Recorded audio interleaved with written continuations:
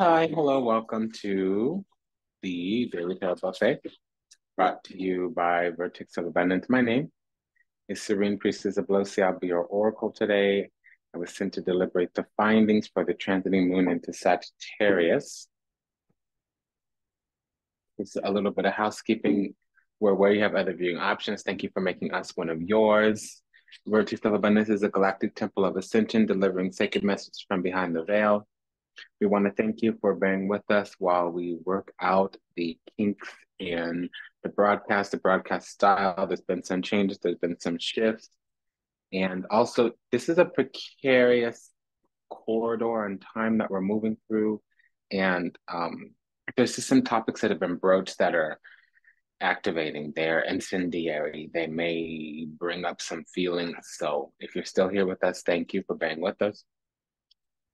And we're going to be fine tuning and honing in a lot the broadcasting style, the message, the content. It's really more streamlining and honing things in, keeping it tight. What's up, baby girl? Okay, so the Daily Tarot Buffet is more of a moon, and it's not every day. It's actually every 2.5 days, at about every 60 hours. Okay, what's going on, honey? Come on over here. The Temple Kitty's having a little bit of a challenge. Come on. Come on. I'm gonna be right back.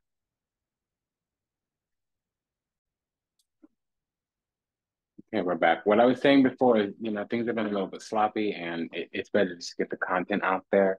Progress is better than perfection. Okay, but we will tighten some things up pretty soon, so we're aware and we're making changes. Okay, so this trend is between the 13th and the 15th of August. That's 2024, and it's the transiting moon into Capricorn. So when the moon is moving through the sign of Capricorn during the Leo season, it's typically going to be a sixth house event. Excuse me. Yeah, a sixth house event. So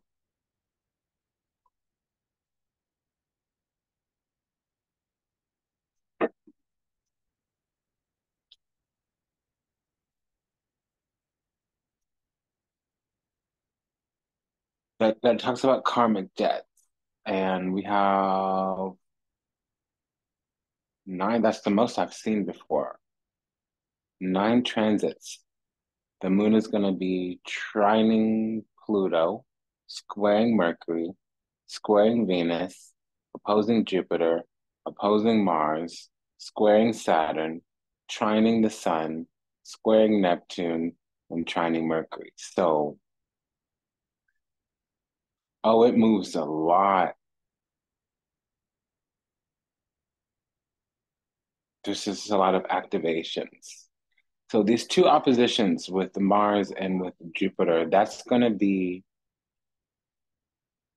bringing out some of the karma.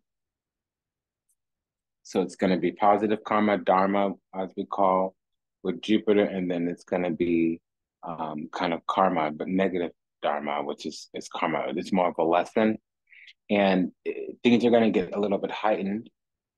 The reason for that is because we need to see things from a different way. The mind is not always picking up on the intuition. I'm hearing that the body keeps the score. So there's things that have been lodged in our physical body. Well, duh, sixth house. So there's things that we're picking up things in our subtle sense, our instinct, and it needs to kind of come to the forefront. So it's in the background. Okay. It's not in the foreground. It's not in our mind. It's not in the front of our mind. It's not in our conscious mind. And these are things that need to be addressed.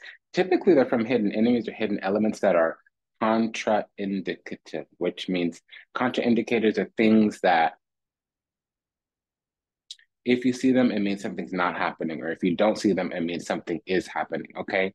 So we're going to learn some sense and sensibilities, and our instincts are going to tell us that. But remember, the moon is our intuition. It's just that instincts are the body's intuition. So there is a physical spiritual sense which comes from the body. That's called the instinct.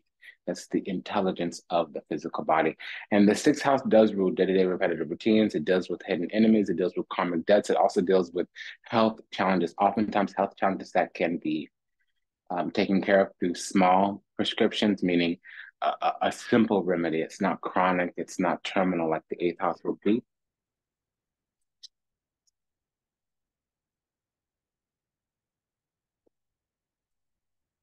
I hope everybody had a great new moon. Yeah, we're coming to some stability and foundation, but it's through having to fight something off. I don't know what that means, and I don't like that language, but that's what I'm getting. We have the Mato, the moon. Excuse me, Mato, the fool. La Stella, the star.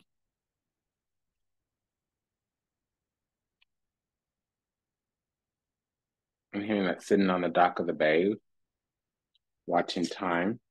So, first of all, this combination startles me a bit because somebody knows that we're about to be elevated with the star card, and I wouldn't jump right into the opposing energy. It might be the cross watcher, whatever. If it's a person, if it's a place or thing, a portal's either opening up into our current timeline, so there's a timeline bridge, or an altar gets canceled by the Lord, but it's the super conscious. We keep growing to a higher vibration, and I am getting that.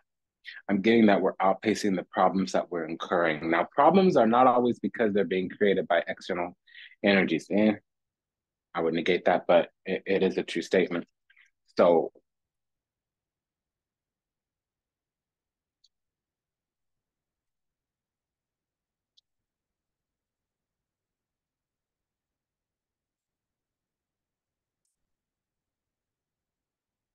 I'm also hearing that an altar gets canceled,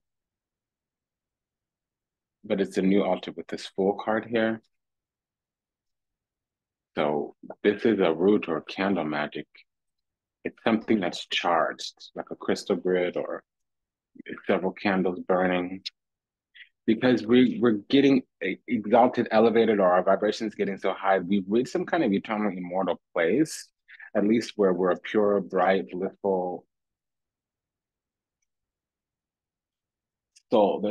We're so divine, we're so celestial that something's not hitting us or can't reach us or whatever, what have you.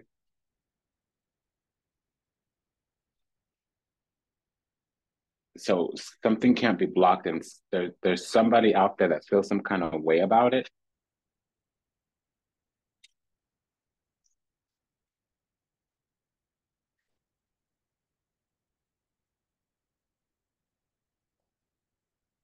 Yeah, because we're in alignment, near perfect alignment. And with this Three of Pentacles, it's the angelic guidance. We might be moving into the energy of receiving our wings or operating out of that frequency, whether we have our wings or not.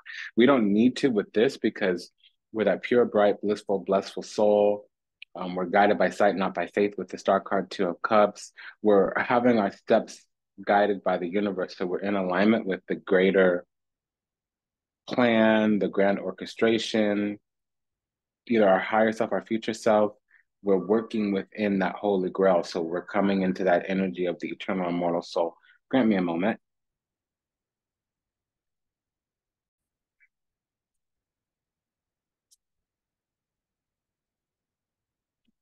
So ultimately, what this means is there's a couple of reads here. Our heart keeps getting bigger, brighter, and better, or more open, or is holding on to more love by the second, by the minute, by the hour, by the day. So if there is energies external, it's not a definitive yet. So let's consider it a no until at this point. Something can't touch us. We're kind of like Teflon. Energy is not able to fill up our vessel, and whatever energy does fill up our vessel, it's not of an infernal nature. It's divine in its entirety. There is also, I'm hearing another God, so we might be in demigod energy. That's literally what I heard. There's another God out there.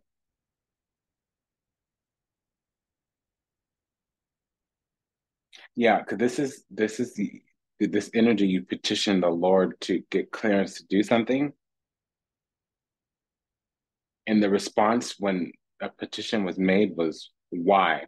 Now, who, what made this petition? It's not clear yet. Why was given. They're doing angelic work. So there's an earth angel here. And, Libra is the earth angel. The justice card has come out. The Fool card has come out. The star card has come out. The Queen of Swords has come out.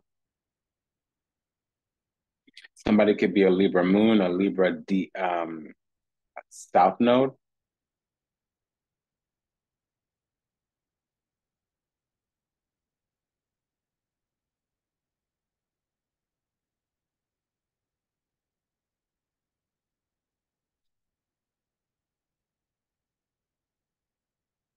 So there's some kind of agenda on the heart chakra here. It's not working. And we see with love too much. We're too loving. Or precious. Again, I need another moment. I'll be right back.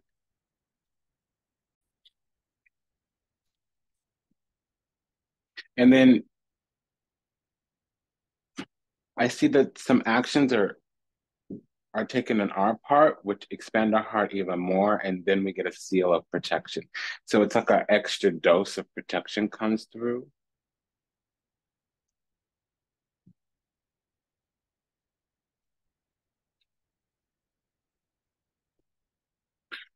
If there's a future self here or higher self, because I'm not seeing another person, what this is saying is that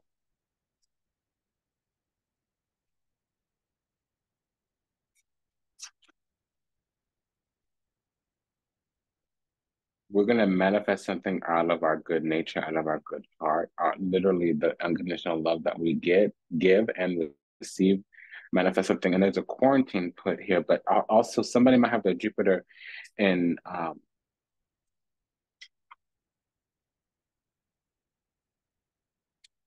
Libra, which is one of those things about like just protecting. Okay, give me a second. Chandika, don't play with me, girl. Sorry, excuse me.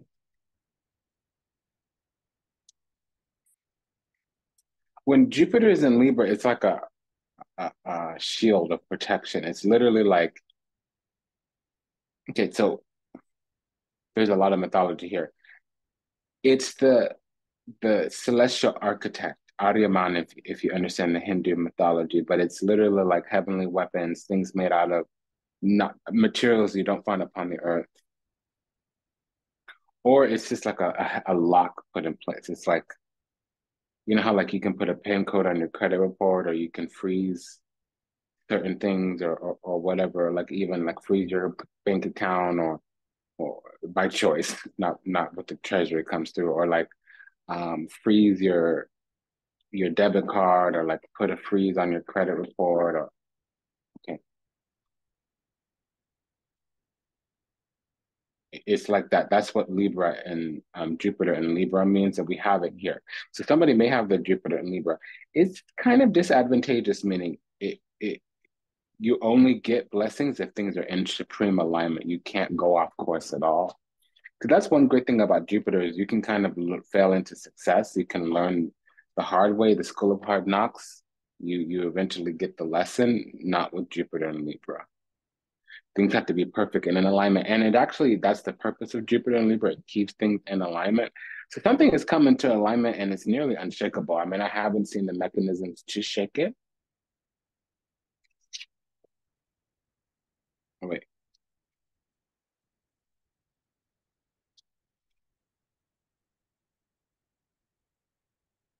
Okay, again, there's all this heavenly protection here.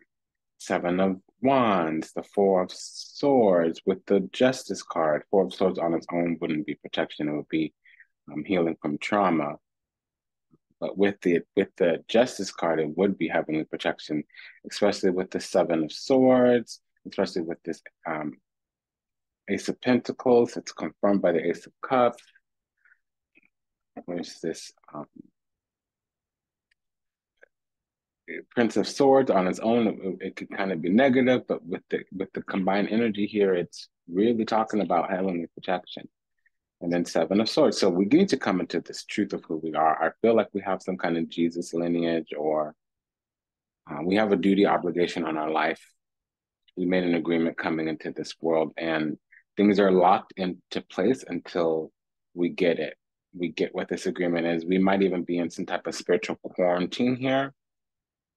It does feel like there's war all around us, and finally an opposing force came through here.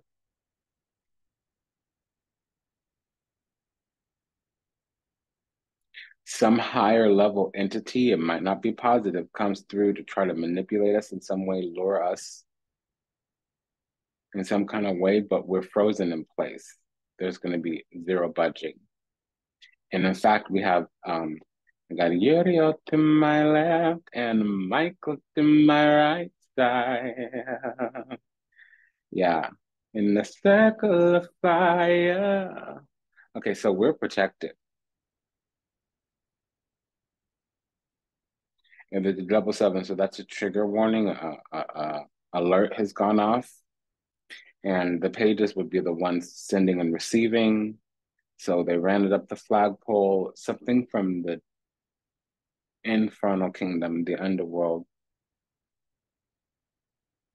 In the circle of fire. And we have two knights here. The Knight of Swords and the Knight of Cups.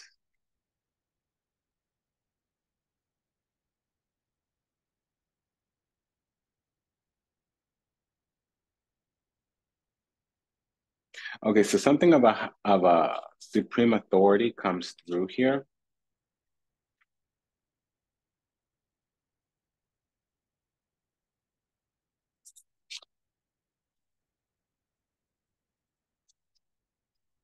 Because here's that attack I was mentioning. And this reading is locked, and it's locked in a fascinating way. So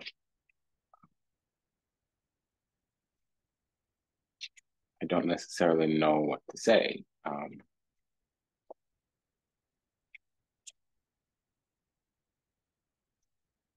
Let's get to the truth of the situation. So we were born into sin. It's okay. We do have the exact thing that we need to make it through. It wouldn't work. However, we will go through the experience, we just won't be affected by it. That's a very special anointing. And it's because we are actually a demigoddess. I think I mentioned that already. In the Nine of Pentacles would talk about that. Nove Denari would talk about that, especially with the Seven of Cups here. It would talk about being born into Maya, illusion, delusion, confusion. We're born under the trestle side of the moon, so under sine waves, which is basically means born into sin. And it means that we need to get broken open on the heart. So that's why we have that Four of Swords with the Justice card, because there is also going to be Saturn here bearing pressure upon us. It's kind of like a testing by cycle. You know how you have like standardized tests? There's such a thing that happens for children of divine origin, of heavenly origin, for chosen children. Um, when we're born into the flesh, into sin, under this side of the moon, there is like a perpetual ritualistic cyclical kind of test that goes on, which is a betrayal. But it's a softer betrayal. It's not a back-breaking devastation stabbed in the back. It's more about like the wool gets ripped from our eyes in a harsher way. Our cold, harsh truth comes out. It's usually by a person where we find some kind of harmony, some kind of bond. But this bond is not a permanent bond. It's a temporary bond where we think somebody was assigned to us as a soulmate when really they were just an attachment, probably an op. And when the truth comes out about it, they're perfectly fine betraying us, and we're devastated that they would even think about treating us from a place of not good nature, not a good heart. And it's a mechanism that happens to divine children, chosen children, is to test our heart. And our heart always comes out light as a feather, and their spirit becomes darker and darker, their soul becomes darker and darker. So some special things in this reading is that aside from this, there's an angel by our side, not just a guardian angel, but there's a ministering angel literally acting as the governance, making sure we go through certain types of experiences, which normally any person born this side of the moon, their chart would bear these experiences upon them. It's special for us. We almost have like a spiritual heavenly, a celestial tutor in some kind of sense. That would be also known as an ascended master. But most ascended masters, you call out to them, they're not walking with us every step of the way. They're not literally guarding our time.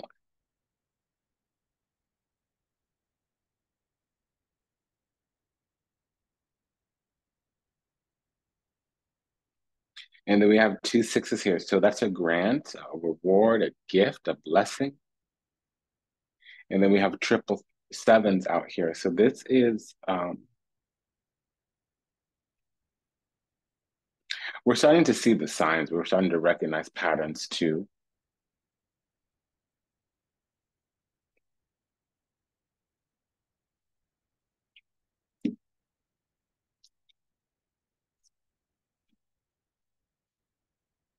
Yeah, so the thing, the trick here is we're being really far isolated and quarantined until we come into sacred union, covenant of the divine, until we decide to walk in the calling on our life.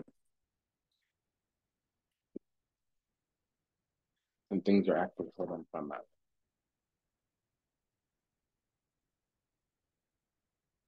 a lot, actually.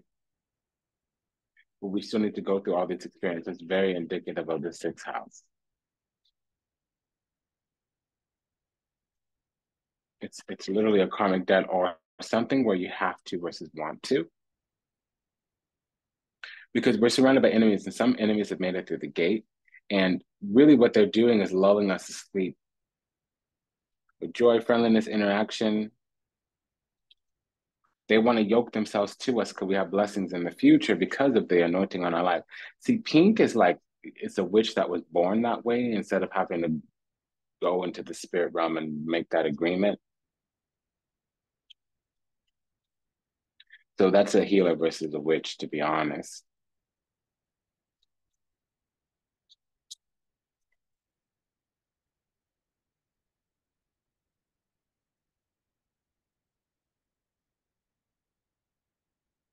Now, there's a lot of tolerance put on our life because we're kind of naive, innocent,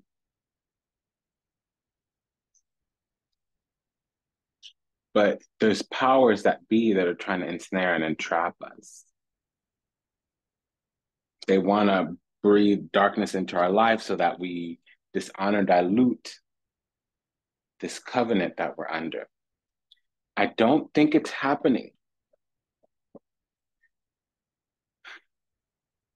because we've become aware of this truth that's been hidden from us. It's a global, or it's like a public secret. It's like a poorly kept secret, a well-known secret.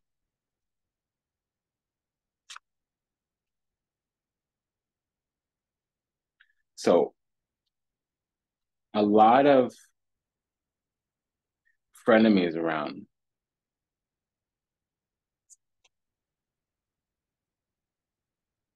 There's a lot of frenemies around with this aid card here and friendship. They want us lulled to sleep. That's also the Seven of Cups.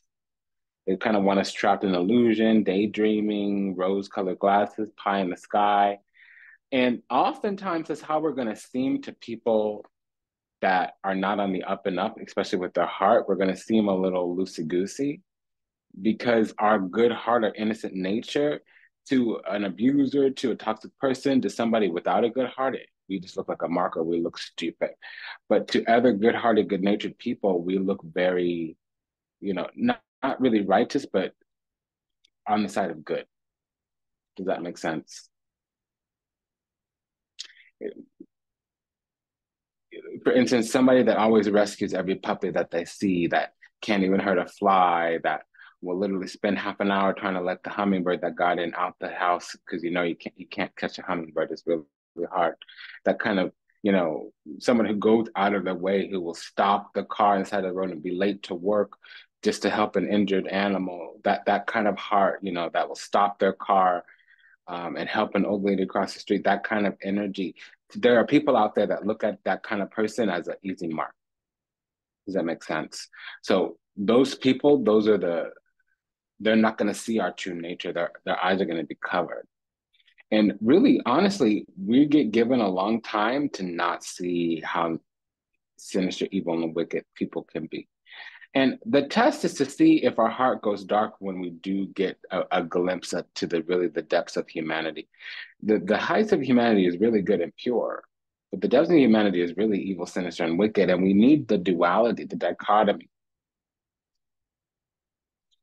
So it's like, are we ready when the truth gets revealed?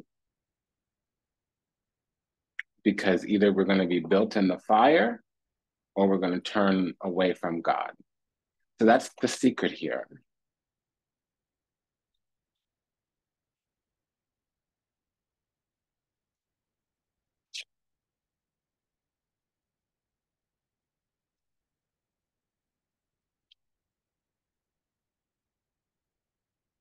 So we got to take a little bit of the bad with the good in order to get this, the promise that we were given, which is a spiritual inheritance. We get a benefit package by being a light worker.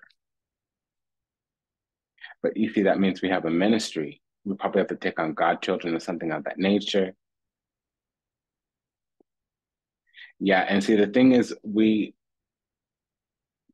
confused because we're so forgiving, but we feel guilty because we actually chose bad people, but we didn't know these people were bad. And it's hard to see that the devil is in sometimes, because the devil is in people sometimes, because sometimes they're not evil, sinister, and wicked. They're just weak-minded, weak-willed. It's because they don't stand for something, so they fall for anything and everything. That means that empty mind, idle hands is the devil's playground. So it's not always that these people are subscribed or pledged to the dark. These people are not always an agent of darkness, like a sacred agent, meaning like a special agent, meaning that they gave an oath to the infernal kingdom. Sometimes they're just an unwitting participant. They're an unknown collaborator. Dictatorial domination, reluctance. Sometimes people don't know that. Sometimes it's hard for them to like maybe come with an open heart, maybe do the right thing, because it's the language is, would you rather take the easier wrong versus the harder right? If so, you'll be trapped and ensnared forever. A lot of people want wealth and money to save. So that's a big lure, inducement to the dark. And see, we're loving, caring, kind. We always give encouragement. We always turn a smile upside down. We always make the best of things. People don't understand that. It actually enrages them that we can stay in such high spirits all the time. They want to see us struggle. They want to see us cry, which is another thing. Do you understand? And it's not a natural thing. In the good times, people are going to want to really collaborate because it takes all of us for any of us to get what we need out of this place. But a lot of people, they're going to be happy when they see us struggling. I don't understand what that means, but they want to, throw sand in our face, kick over our sandcastles kind of deal. They want to get us to quit or reject our awakening or fall back to the bottom of the barrel with them. They don't want to see us rise above.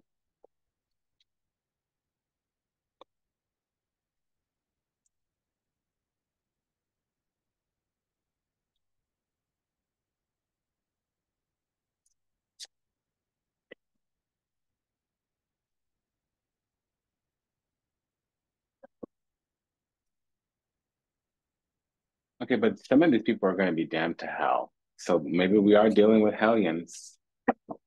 I don't really see it here. I mean,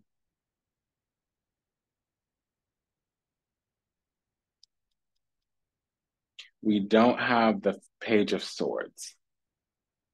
So really it's about coming to some truth. Now, people will use bullying and aggressive tactics. And they are guilty of something, but it's not necessarily evil, sinister, and wicked, to be honest. It's that they're guilty of something because they couldn't open up their heart. They chose to be selfish because they needed to protect themselves. Their heart wasn't, they didn't have the sufficient resources to meet us where we were at. Their hearts were fatigued. That means they hadn't strengthened their heart muscle enough. See, it takes a person that could be alone with themselves, can get to the depths of their soul to really be able to give unconditionally to other people and still retain some kinds of boundaries. So we found the secret here with the Ace of Cups, High Priestess, Six of Cups. So we have the gift of discernment. That's why we're getting this coveted spot. And all other people see is the blessings that we have. Somebody out there is counting our blessings, and that's the truth. They see us coming into this good, really good elite status or coveted spot, and somebody's feeling entitled. They want to overpower.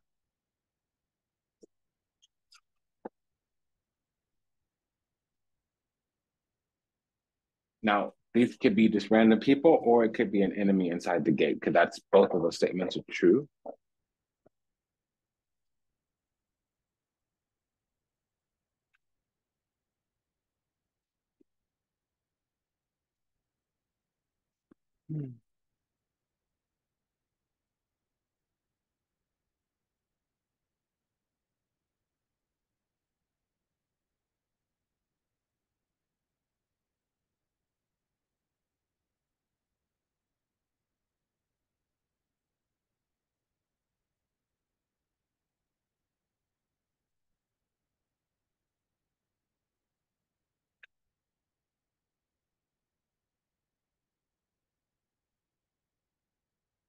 So here's the tower. This is when the truth comes out, when we see the sign.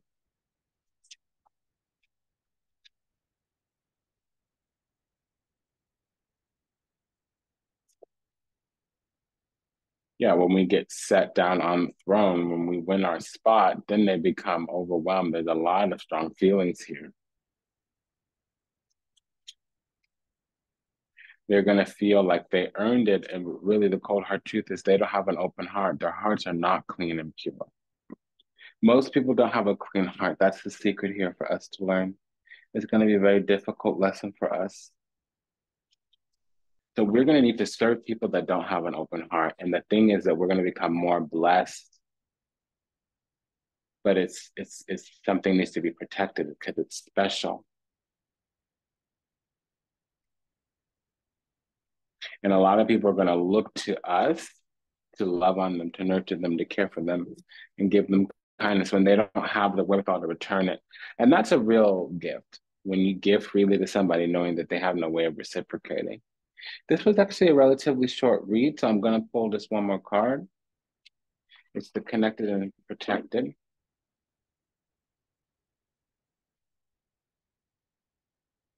Yeah, so we're going to have a lot of upgrades, but we're going to be put on like a mission of some kind.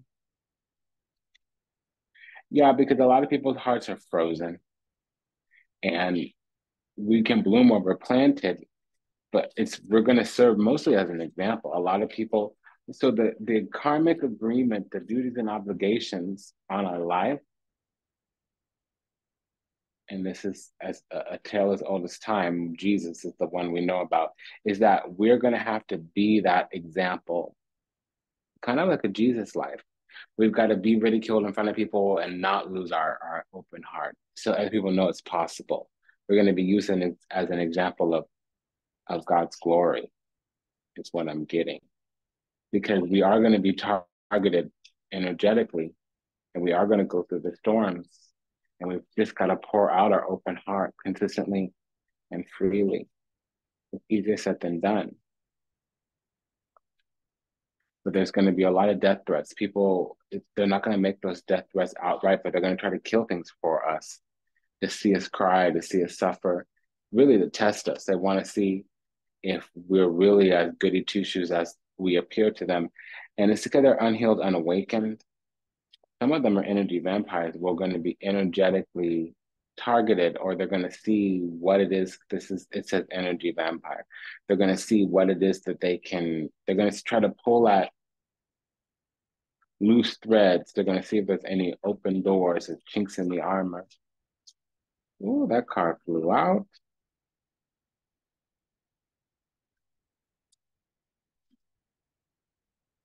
It's not going to happen. We're not going to get off our throne.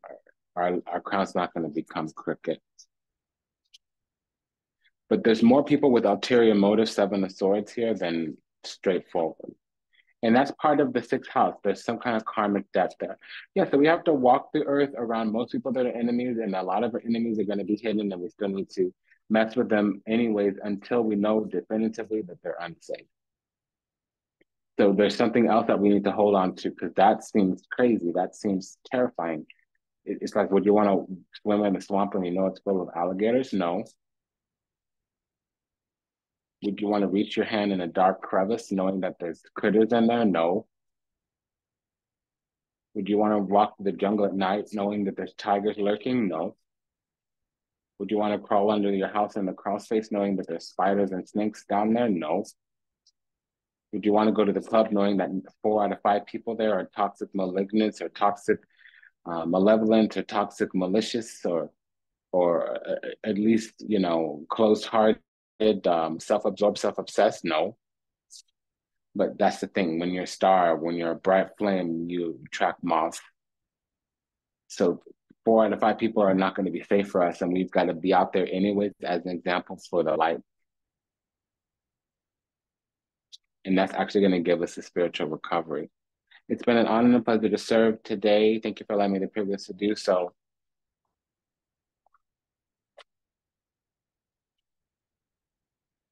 This is called the Lightworker assignment. This video was about receiving our assignment as a light worker. Take good care of yourself.